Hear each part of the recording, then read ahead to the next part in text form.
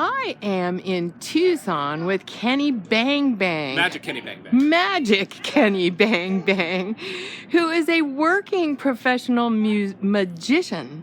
And I have not known a magician before, so I'm very curious to know. How did you get started in magic, Kenny? That's a good question, Pam. I think it's a good question for any magician. I got my start when I was 12 years old. I was taking Taekwondo lessons, and a magic shop opened up right by the karate class I was going to.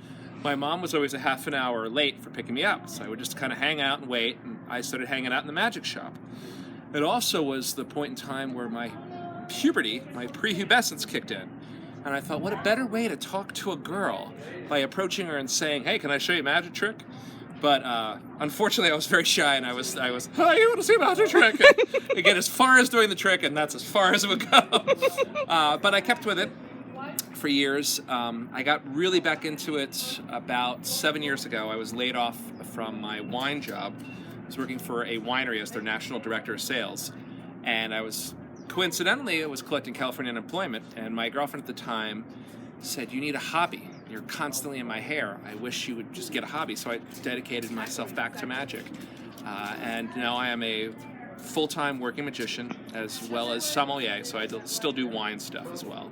Oh, now that's a cool combination. Yes. That's truly Wine and magical. magic. Yes.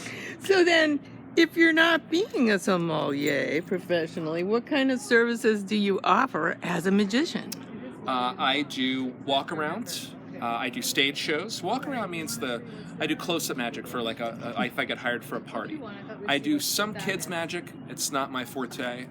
My favorite stuff is what is classified as bizarre magic. So I do 40 haunted shows on the 3rd floor of Hotel Congress in the month of October.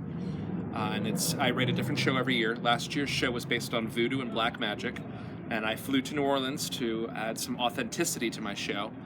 This year's show will be based on the witch trials of Salem, Massachusetts. Oh, cool. And I'm going with my girlfriend to Salem for a week in April to investigate and add a level of authenticity to my show. You will not be disappointed. So, yes. And then I do a seance, a classic turn-of-the-century style seance in Bisbee, Arizona at the Oliver House twice a month.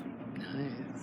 And then what keeps you inspired? What makes you curious to continue and find new tricks and, That's a great question. I really feel it's the spark of magic, and it's when someone says, when I do something for a stranger, like I did for you today, and someone says, that was the highlight of my entire day.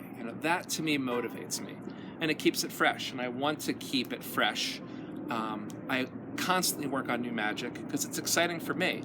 I mean, there's certain things that I have in my pocket that I've done 100,000 times, and it's great because I know it, the muscle memory's there, but for me the excitement is doing something brand new for the very first time and mastering that. So. And you must blow it just a little bit in the beginning sometimes. Yeah. I mean, that's part of when all it's on the that. cutting room floor, there's some variables, but there's a real thrill to the potential of, pulling it off, doing this right? Or what's the reaction? Is the angles good? Are the angles good? So there's a lot of factors that go into it. Well, if I had met you in the 8th grade and you had pulled the magic trick you did on me in the Maynard's bar, I would totally have followed you anywhere. Well, thank you, Pam. So too bad you didn't get it together in the 8th grade. I know, Pam, I know. My stuff was all my D material in the 8th grade. Well, you didn't peak then, but I think you might be now. Oh, well, thank you, Pam. I appreciate it so much. Thanks Cool. very much. Awesome. I love spending time. Yeah.